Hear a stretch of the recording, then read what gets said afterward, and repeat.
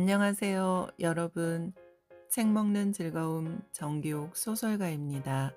구독과 좋아요 눌러주시면 책 먹는 즐거움 채널에 큰 힘이 됩니다.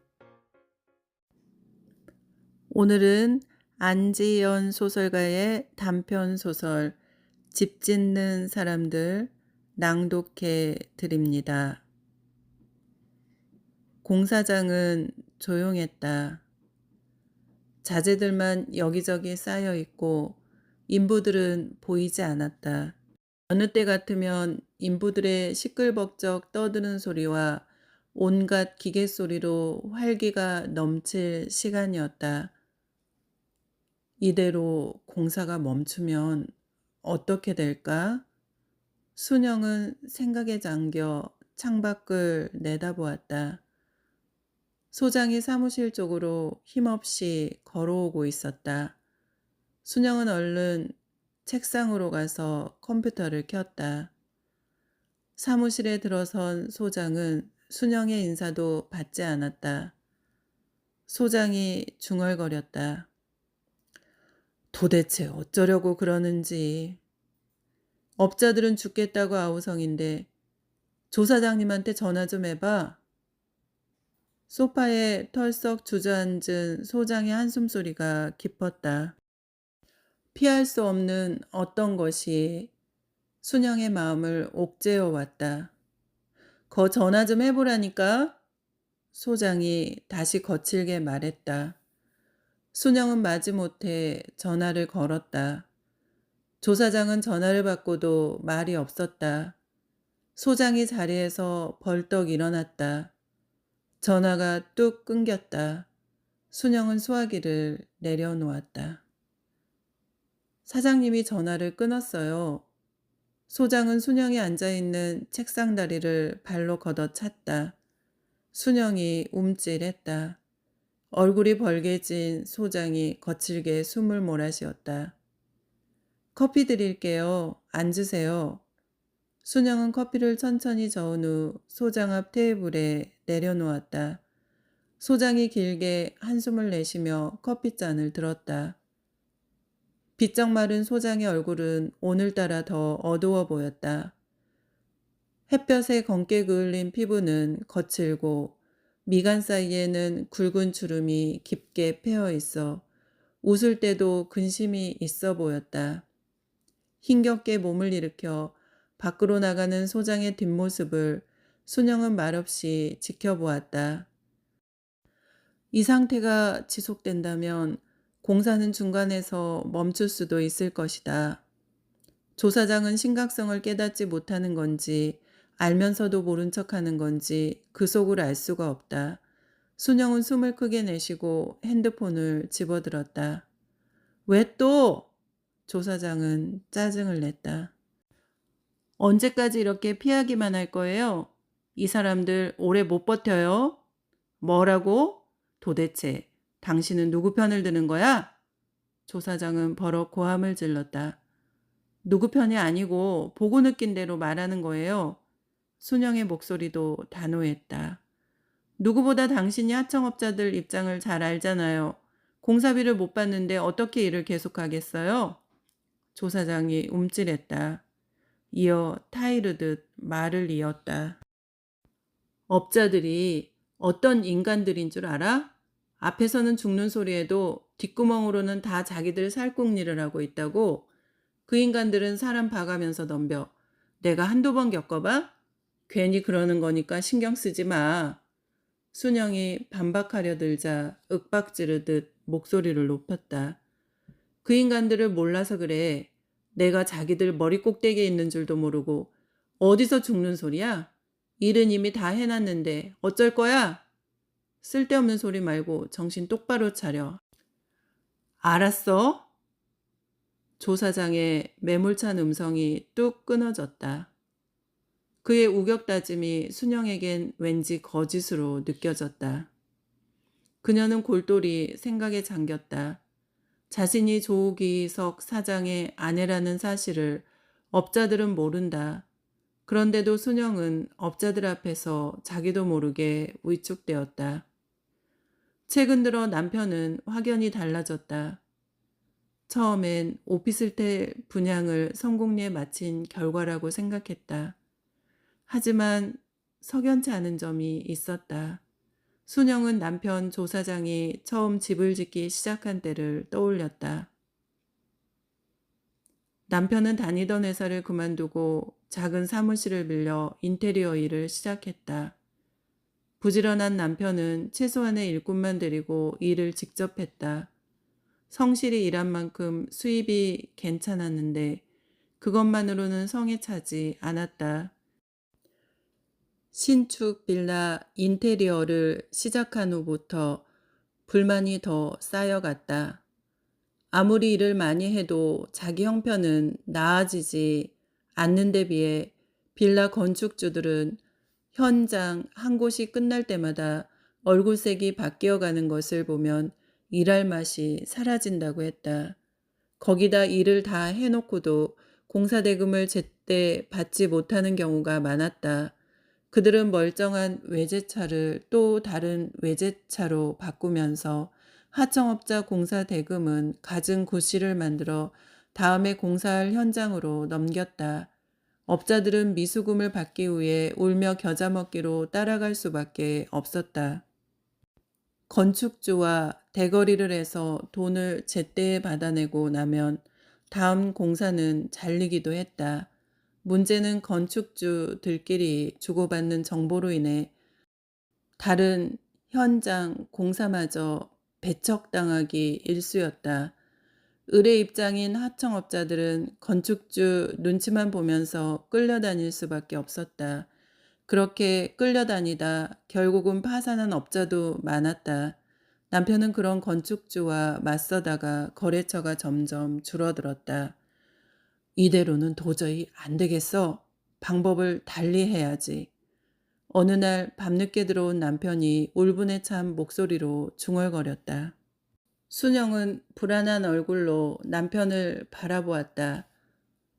몇 달 전에 끝낸 빌라 공사대금을 오늘도 못 받은 것 같았다. 남편은 공사비를 받지 못한 건축주들과 어울려 늦게까지 술을 마셨다. 골프를 배웠고 주말이면 낚시와 등산을 다녔다. 그들에게 권리를 요구하는 대신 그들의 비율을 맞추기로 작정한 듯 보였다. 울분을 토하며 생각해낸 방법이었다. 그렇게 얻어진 인맥으로 일은 많아졌지만 미수금 또한 쌓여갔다. 가까이에서 본 건축주들과 하청업자인 자신의 차이가 더 극명해짐을 보고 불만은 분노로 바뀌었다. 그러던 어느 날 남편 고향에 있는 군청에서 연락이 왔다. 부모님에게서 물려받은 논을 사겠다고 했다. 순영은 반대했다. 조상 대대로 지어오던 농지를 처분하는 일은 무언가 소중한 것을 잃는다는 기분이 들었다. 순영은 팔지 말자고 온갖 말로 설득했지만 소용없었다. 결국 남편은 물려받은 땅을 모두 팔았다. 남편은 꿈에 그리던 건축주가 되었다. 건축을 위해 처음 사들인 것은 허름한 단독주택 두 채였다. 어느 날 건장한 남자 몇몇이 포클레인을 앞세우고 나타났다. 그들은 오래된 집 두 채를 순식간에 허물어버리고 그 자리에 새로운 집을 짓기 시작했다. 그렇게 시작된 빌라 사업은 허물고 짓는 과정이 계속되면서 점점 번창해 갔다. 당신 사무실에 출근해서 격리를 봐야겠어. 왜? 갑자기? 순영이 의아하게 남편을 바라보았다. 남한테 큰돈을 맡길 수 없잖아. 남편의 눈빛은 야망으로 이글거렸다. 이대로 손 놓고 있다가는 빌라 건축주밖에 안 돼. 나도 브랜드를 걸고 아파트를 지어야지. 언제까지 빌라나 짓고 있을 순 없어. 순영은 남편 뜻에 따를 수밖에 없었다. 순영은 그때 소장을 처음 만났다. 소장은 공사 현장에서 잔뼈가 굵은 사람이라 전체적인 일머리를 잘 알고 있었다.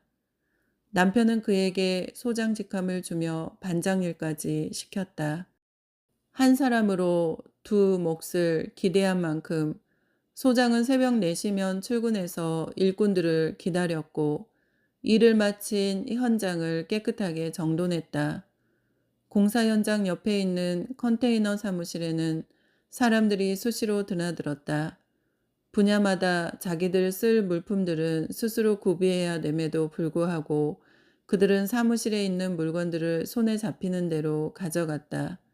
순영은 멍하니 있다가 커피를 달라고 소리치는 인부에게 허겁지겁 커피를 타서 건네고 사무실에 아무렇게나 쌓여있는 자재들의 이름을 몰라 타박을 당하곤 했다.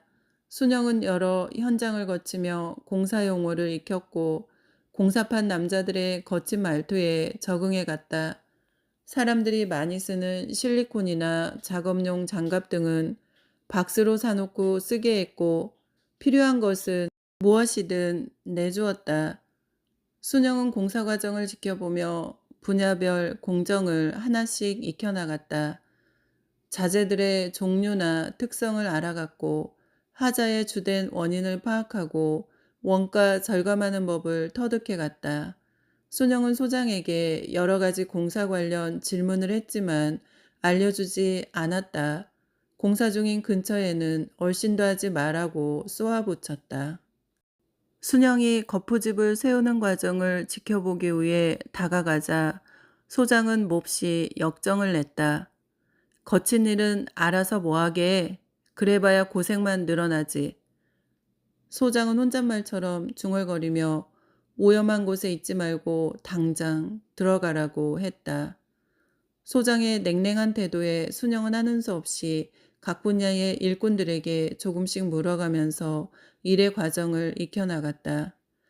공사 중에 싸움이 벌어질 때는 당장 무슨 일이 일어날 것 같아 불안에 떨었다. 손에 들고 있는 공사 도구를 높이 쳐들고 고함을 지르며 달려드는 조선족을 몸으로 막은 소장 쪽 사람들은 또 다른 패거리들 싸움판에 몽둥이를 들고 몇 차례 악을 쓰고 나면 슬쩍 싸움이 끝난다. 순영은 마치 한편의 연극을 보는 것 같았다. 인부들은 무대 위에 배우이고 자기들의 역할에 충실하게 소리를 지르는 사람, 말리는 사람, 그 주위를 말없이 왔다 갔다 하면서 묵묵히 자기 일을 하는 사람.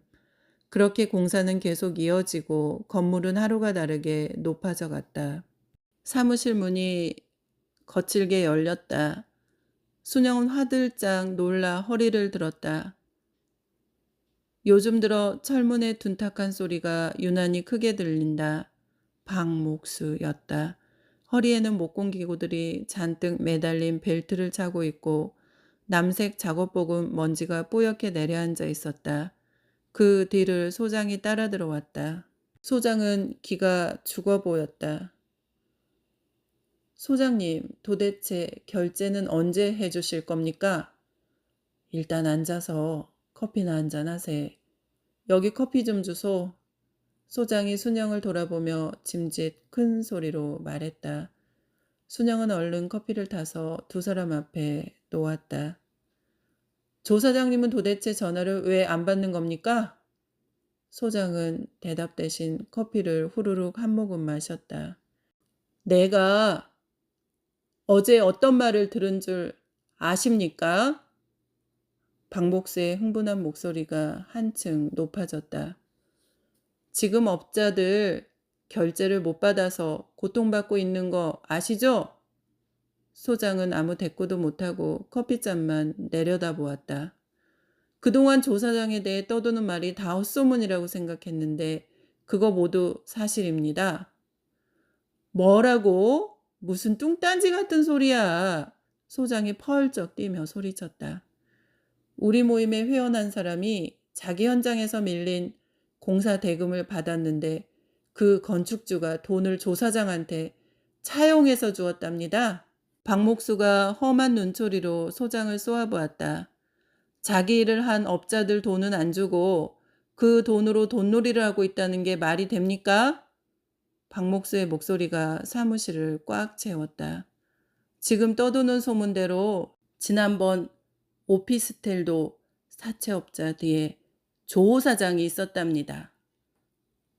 무슨 말도 안 되는 소리를. 그런 말은 입에 올리지도 마시게. 소장의 볼멘 소리에 박목수의 숨소리가 거칠어졌다. 소장은 헛기침으로 당혹스러운 표정을 감췄다. 순영은 온몸을 결박당한 듯 움직일 수가 없었다. 한동안 거친 숨만 내쉬던 박목수가 체념한 듯 힘겹게 몸을 일으켰다. 소장도 자리에서 일어나 그 애들을 따라 나갔다. 두 사람이 나가고 나서도 순영은 꼼짝할 수가 없었다. 그녀는 업자들에게서 들었던 말이 생각났다.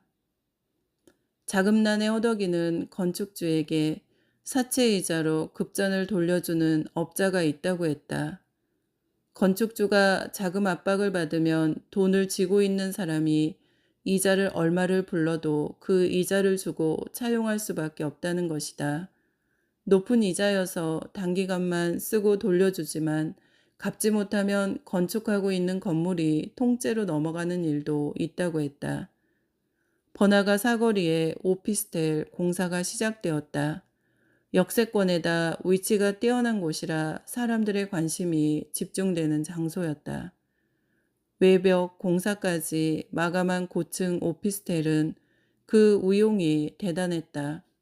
어느 날 갑자기 공사가 멈추었다. 사채업자가 보낸 사람들이 공사장 출입을 막아버렸기 때문이었다.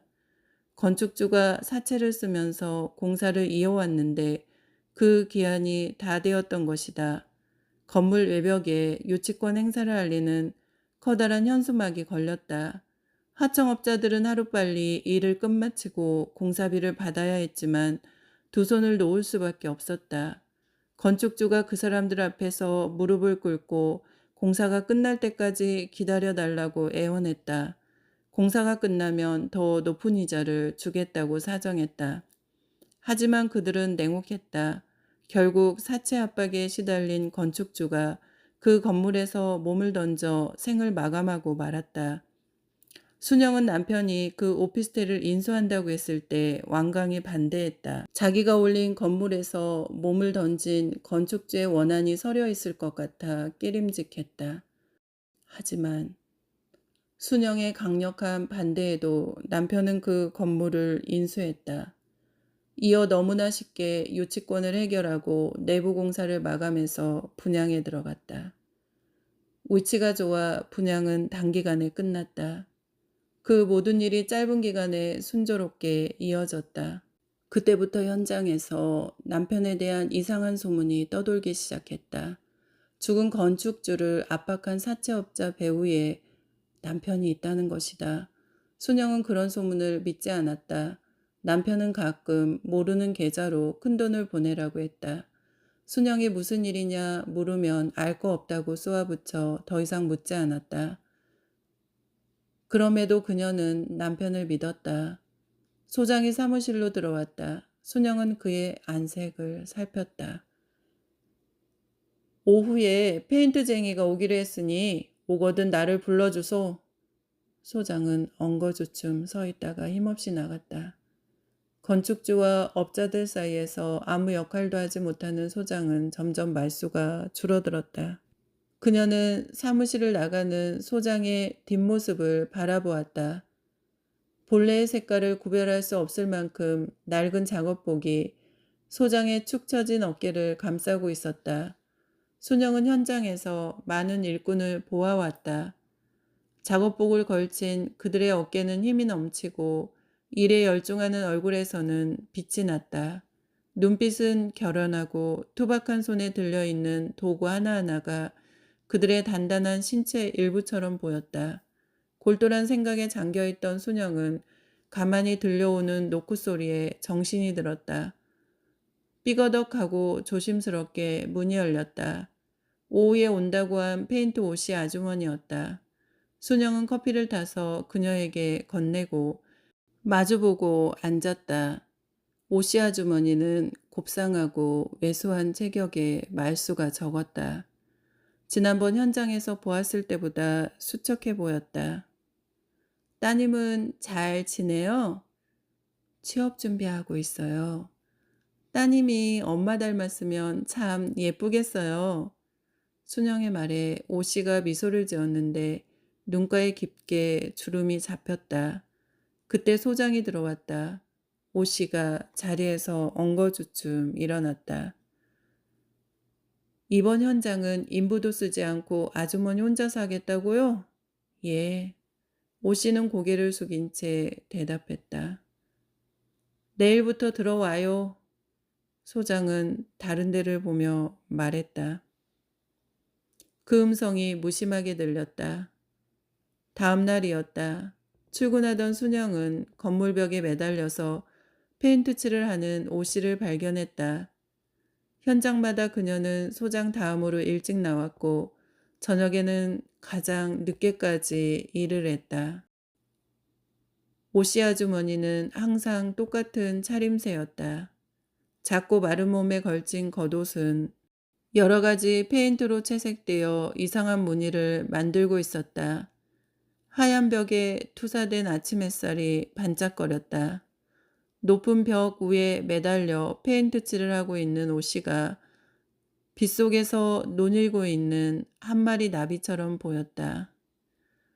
순영은 그 모습을 한참 동안 올려다보았다. 사무실로 들어서는 순영을 소장이 뒤따라왔다. 커피 드릴까요? 순영의 말에 소장은 대답 대신 소파에 힘없이 주저앉았다. 일꾼들이 일하러 오지 않았나 봐요. 큰일이네. 오늘은 페인트 혼자밖에 안 나왔네. 소장이 커피를 다 마시고 나가자 순영은 생각에 잠겼다. 언제부터인가 남편은 무언가에 쫓기고 있는 듯 말수도 줄었다. 밤늦게 들어왔고 새벽에 일어나 아침 식사도 거른 채 나가는 날이 많았다. 친구들도 만나지 않았고 집안의 대소사는 아예 못 들은 채 했다. 아이들에겐 자상한 아빠였고 자신에게는 다정한 남편이었는데 요즘 들어 딴 사람처럼 느껴졌다. 순영은 그런 남편이 측은해 보였다. 한편 자신도 알 수 없는 깊은 수렁으로 점점 빠져들고 있다는 기분이 들었다. 남편은 무슨 생각에 사로잡혀 있는 걸까? 정말로 사채업자를 움직이는 큰손이 남편일까? 순영은 꼬리를 무는 의문을 떨쳐버리기 위해 고개를 세차게 저었다. 오후에 조사장이 현장에 나타났다. 공사 중인 건물을 둘러보고 사무실로 들어오는 조사장 뒤에 소장이 따라 들어왔다. 조사장이 서류 봉투를 순영의 책상 위에 올려놓았다. 땅 계약서니 계약금 송금하세요. 순영이 말없이 봉투를 집어들었다. 소장은 조사장의 눈치를 보며 업자들이 들어오지 않아 일이 멈췄다고 조심스럽게 말했다. 놔두세요. 이만큼 일해놓고 손나봐야 지들만 손해지. 그는 소장에게 눈길조차 주지 않고 대꾸했다. 조사장의 매몰찬 반응에 소장은 아무 말도 하지 못했다. 주위를 두리번거리던 조사장이 사무실 한쪽에 있는 장갑 박스를 보며 소리쳤다. 모든 인부한테 장갑을 대주고 있어요? 소장이 당황해서 허둥거렸다. 아니에요. 순영이 얼른 나섰다. 조사장이 인상을 찌푸리며 쏘아붙였다.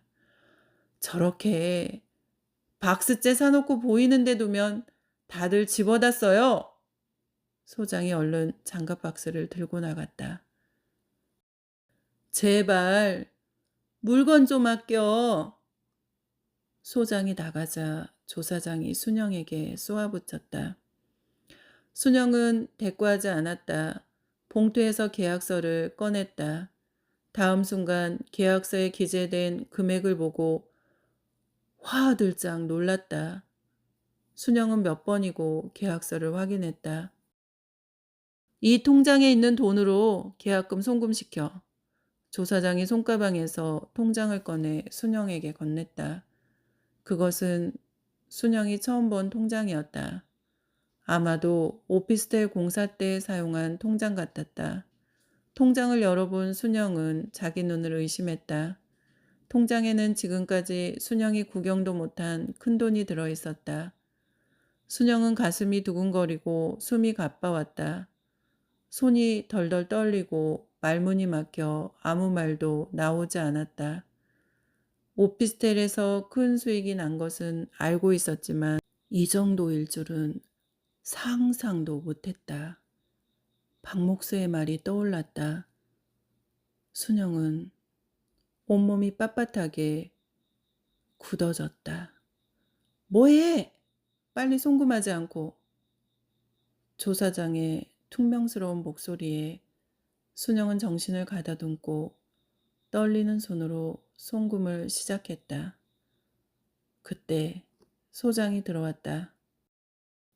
사장님, 지금 업자 몇 명이 현장으로 오고 있답니다.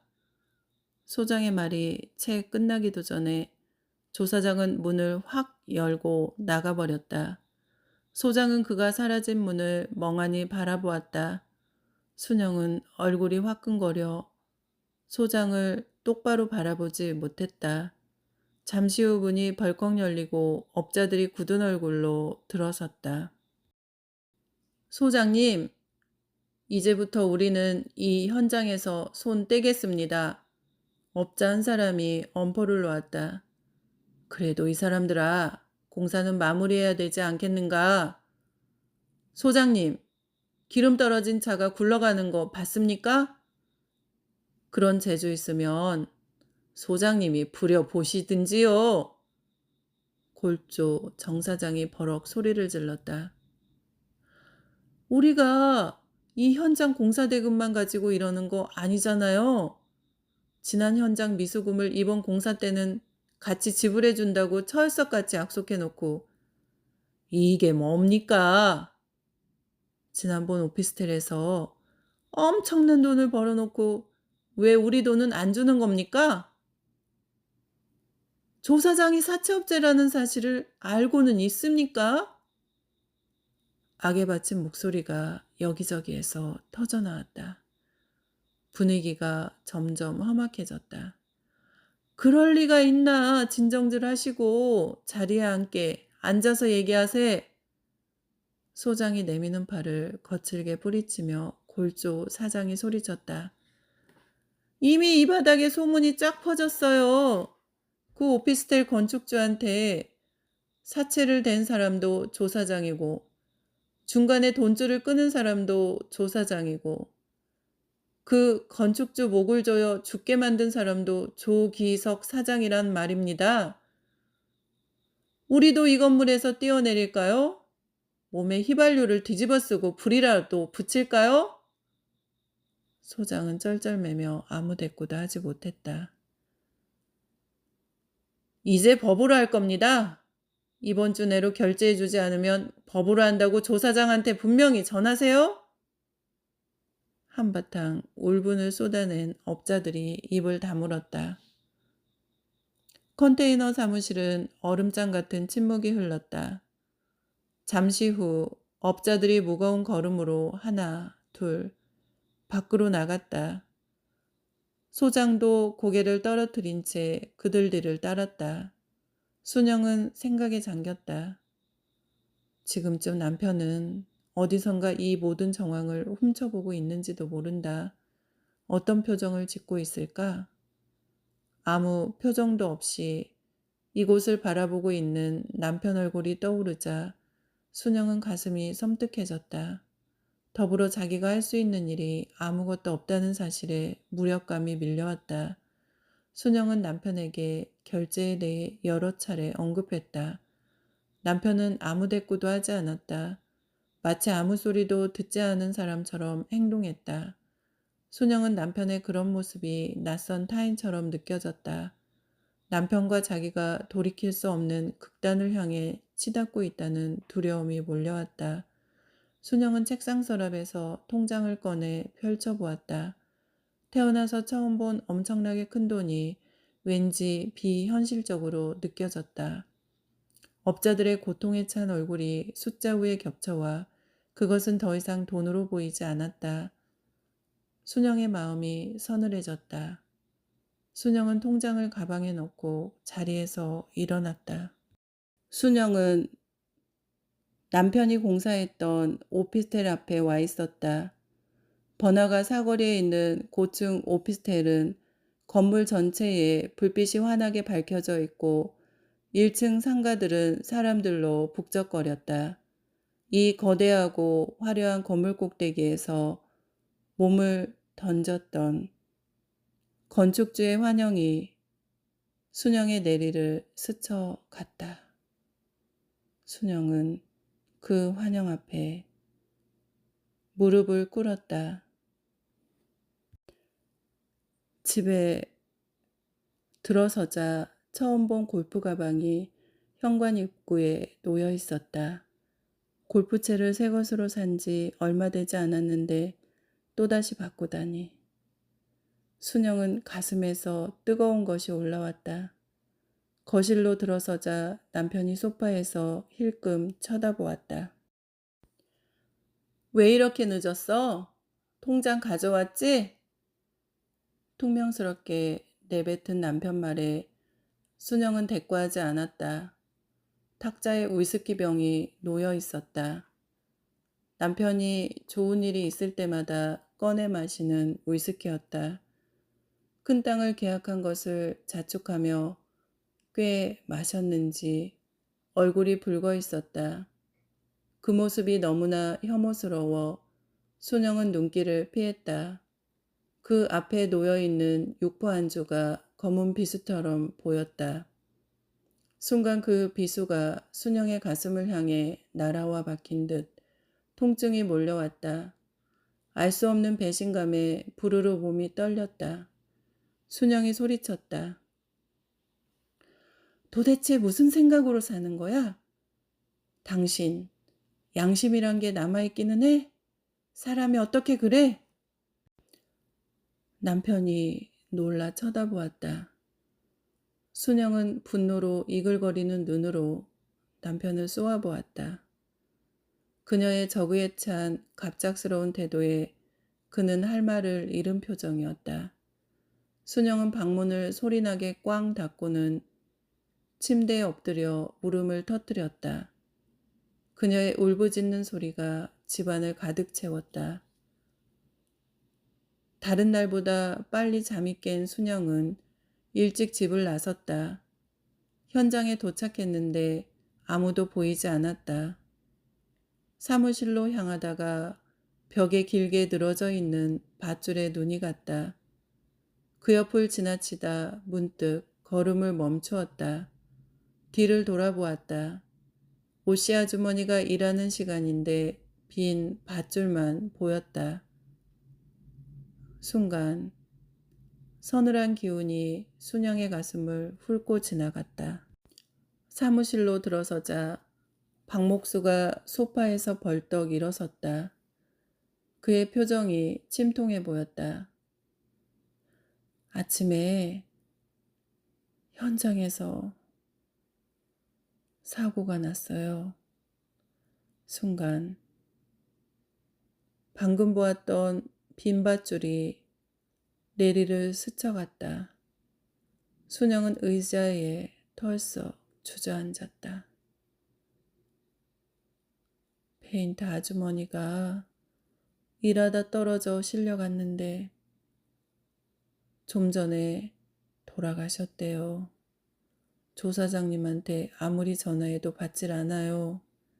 순영 씨가 해보세요. 순영은 그대로 얼어붙고 말았다. 공사비를 못 받으니 인부를 쓸 수 없잖아. 페인트쟁이들은 일당 받고 일하는데 돈 안 주면 누가 와? 혼자서 마감에 맞추려고 새벽부터 나와서 무리하신 거지. 박목수가 누군가와 통화를 하면서 밖으로 나갔다. 순영은 눈을 감았다. 벽의 중간에서 멈춰있던 밧줄이 한 생명줄로 다가왔다. 중간에 안전대를 설치해 주었다면, 임금을 제때 주어 인부를 쓰게 해 주었다면, 마감을 내세워 몰아붙이지 않았다면, 그것은 순영이 방조하고 묵인해서 벌어진 일이었다. 그녀 자신이 매일 눈으로 보면서 눈을 감고 길을 막아버린 결과였다. 온갖 생각들이 회오리 바람처럼 밀려들었다. 그동안의 공사 과정들이 뇌리를 스쳐갔다. 남편의 부당한 행동들이 떠올랐다. 순영도 불법을 인지해서 강하게 항의했지만 그럴 때마다 남편은 사업이라는 명분으로 그녀의 입을 틀어막았다. 각 분야의 업자들을 압박하여 철근 두께와 정랑을 속여 공사했고 옹벽 두께를 축소해서 레미콘 양을 줄였다. 설계도상의 제품이 아닌 단가가 싼 단열재를 써서 마감했다. 모든 공정을 그렇게 불법으로 시공해서 공사비를 줄였다. 시공사의 요구에 하청업자들은 실제 공사 내역이 아닌 설계도상의 규격에 맞춘 영수증을 따로 발행해 주었다. 그렇게 준공서류를 조작해서 사용 승인 허가를 받았다. 하자가 생기면 하자 보증보험에 떠넘기면 그만이었다. 여러 현장을 이어오면서 그런 식의 온갖 불법을 자행해 온 것이다. 순영은 자신이 오씨를 죽게 했다는 생각에 온몸이 부들부들 떨렸다. 순영은 전화기를 들었다. 여러 차례 벨이 울린 뒤에야 남편이 전화를 받았다. 사고가 났어요. 사람이 죽었어요. 뭐라고? 누군데? 페인트 아주머니예요. 순영은 가슴이 옥죄어와 말을 잇지 못했다. 에잇! 골치 아파. 보험회사에 전화하고 나는 연락이 안 된다고 해. 거기 가봐야 좋을 거 없어. 업자들 다 와 있을 텐데. 그 사람들한테 붙잡히면 피곤해져. 순영은 전화기를 내려놓았다. 사방은 너무나 고요했다. 순영은 오랜 의식불명 상태에서 깨어난 듯 천천히 주위를 둘러보았다. 변한 것은 아무것도 없었다. 여기저기 쌓여있는 물건들과 쓰레기통에 가득 찬 인부들이 쓰고 버린 종이컵과 먼지 앉은 책상과 의자벽에 장식처럼 걸려있는 하얀색 안전모가 보였다. 저 안전모만 썼다면. 순영은 중얼거렸다. 한쪽 책상 위에 쌓여있는 여러 개의 설계 도면들이 눈에 들어왔다. 저 도면들이 사람을 살리기도 하고 죽이기도 한다. 순영은 사무실의 모든 광경을 처음 보기라도 한 듯 하나하나 짚어보았다. 영안실은 조용했다. 순영은 영정 앞에서 묵념을 한 후 상주를 향해 돌아섰다. 까만 상복을 입은 젊은 여자 옆에 김 소장이 얼이 빠진 모습으로 서 있었다. 순영을 보고 소장이 다가왔다. 썰렁한 조문객 접객소에 두 사람은 마주 앉았다. 맞은편 테이블에는 먼저 온 업자들이 둘러앉아 소주를 마시고 있었다. 사실은 말이야. 저 사람이 우리 집사람이네.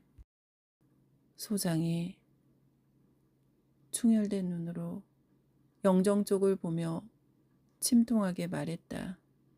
그들이 부부라는 사실을 아무도 몰랐다. 소장은 일을 지시할 때 형평성을 의심받을까봐 오씨 아주머니가 아내라고 밝히지 않았다. 늙음하게 얻은 딸아이가 취직에 안 되어 방황하고 있는 데다 이것저것 걱정이 많아 무리하게 일을 한 거지. 공사 기간에 맞춘다고 일찍 나오더니. 죄송합니다. 순영이 신음하듯 말했다. 자신이 한 생명만 죽게 한 것이 아니라 힘없는 한 남자의 아내와 젊은 딸의 엄마를 죽게 한 것이다. 건너편 테이블에서 업자들이 말하는 소리가 들려왔다. 소장님 마음고생이 얼마나 심했을까요? 그 작은 몸으로 높은 데 매달려서 남자들도 힘든 일을 해왔으니. 그런데 조 사장 그 작자는 연락이 됐나요? 아무리 전화해도 안 받아요. 문자를 남겨도 답도 없고. 사람이 죽었는데 코빼기도 안 비치다니. 아주 상종 못할 인간이네. 순영은 자리에서 일어나 소장에게 목례를 한 후 영안실을 빠져나왔다. 거리에는 바람이 세차게 불고 있었다. 순영은 공사 현장으로 돌아왔다. 소장의 아내 오씨가 칠을 하다만 흰색 페인트가 벽 중간에서 멈춰져 있고 그 위로 밧줄이 길게 늘어져 있었다. 바람이 지나가자 빈 밧줄이 흔들렸다. 사무실로 들어온 순영은 책상에 앉아 눈을 감았다. 지나온 시간이 주마등처럼 스쳐갔다. 순영은 처음 하청업자들을 대할 때 남편의 힘들었던 옛 모습이 떠올라 그들 편에 서서 일을 했다. 여러 가지 작업 용품들을 지원해 주었고 공사 일정을 맞추지 못하는 업자들을 대변하여 시간을 벌어주었다. 여름에는 시원한 음료와 겨울에는 따뜻한 차를 갖춰 놓았다. 그들의 고충에 귀를 기울였고 남편을 설득해 최대한 그들에게 편리를 제공했다. 그랬던 자신의 예전 감정이 생생히 떠올랐다. 순영은 갑자기 온몸에 소름이 돋았다. 남편 사업이 번창해 갈수록 자신이 얼마나 기뻐했던가. 하청업자들의 한숨과 고통에 눈 감고 기막으며 남편을 얼마나 열렬히 응원했던가. 자기 손가락에 끼고 있는 다이아몬드 반지는 얼마짜리였던가. 타고 다니는 외제차는 또 얼마인가. 더 크고 좋은 집으로 옮기는 동안 자신 안의 성은 얼마나 높아졌는가. 그 성을 쌓아가는 일에 또 얼마나 열심이었는가. 순영은 떨리는 두 손으로 가슴을 움켜쥐었다. 그녀의 입에서 짐승의 울부짖음이 터져 나왔다. 순영은 자신이 할 일이 무엇인지 깨달았다. 이 자명한 사실 앞에 그녀는 담담해졌다. 컴퓨터를 켰다. 순영은 커서가 껌뻑거리는 것을 지켜보며 숨을 골랐다. 서랍에서 공사 현장의 장부를 꺼내 책상 위에 펼쳤다. 순영은 장부에 있는 하청업자들의 이름과 공사비 미납금을 컴퓨터의 장부와 비교하며 꼼꼼하게 확인했다. 순영은 공사비를 송금하기 위해 은행 앱을 켰다. 잔액 화면이 떴다. 제로였다. 앱을 닫았다가 다시 켰다. 통장이 텅 비어 있었다. 다음 순간 남편 이름으로 돈을 이체한 기록이 눈에 들어왔다. 남편이 돈을 모두 빼내간 것을 확인한 순영은 그대로 얼어붙고 말았다. 어둠이 짙게 내려앉았지만 순영은 그것을 의식하지 못했다. 밖으로 나온 순영은 공사 중인 건물로 들어갔다. 그녀는 캄캄한 계단을 천천히 오르기 시작했다. 안지연 소설가는 2024년 개간지 문학나무 가을호의 소설 집 짓는 사람들로 신인 작품상을 수상하여 당선되었습니다. 안지연 소설가의 신인 작품상 당선 소감 낭독해 드립니다. 아무 일도 일어나지 않은 것처럼 읽고 쓰는 일은 내게는 호흡과도 같습니다. 때때로 무호흡과 과호흡을 겪기도 하지만 무언가를 쓰다 보면 어느덧 숨이 편안해집니다. 절실하게 혹은 잔잔하게 지나온 시간들이 나를 흔들 때도 결코 쓰고 있는 일에서 벗어난 적은 없습니다. 그러다 보면 인생의 어떤 일도 기꺼이 받아들이게 됩니다. 그렇게 나와 대면하게 되고 나 자신에 대해서도 깊이 알게 됩니다. 소설 또한 그러하리라 봅니다. 서영은 선생님께서 지켜봐 주셨습니다. 고맙습니다, 선생님. 선생님과 평창동 카페에서 소설 이야기보다 하나님 이야기, 창밖에 보이는 소나무 이야기를 더 많이 했던 것 같습니다. 원고지 뒷면에 써주신 추천서를 받아들고 나는 불현듯 순수해졌습니다. 까마득한 시간 안에서 아무 일도 일어나지 않은 것처럼 그렇게 소설을 쓰겠습니다. 선생님의 바람처럼요. 부족한 글에 신인 추천상 지면을 준 문학나무에도 감사드립니다. 좋은 소설로 독자들에게 다가가는 안지연 작가님 되기를 기원드리며 작가의 당선 소감을 함께 나누었습니다. 책 먹는 즐거움 정기욱 소설가였습니다. 저는 또 좋은 작품으로 찾아뵐게요. 감사합니다. 사랑합니다. 축복합니다. 오늘도 행복한 날 되세요.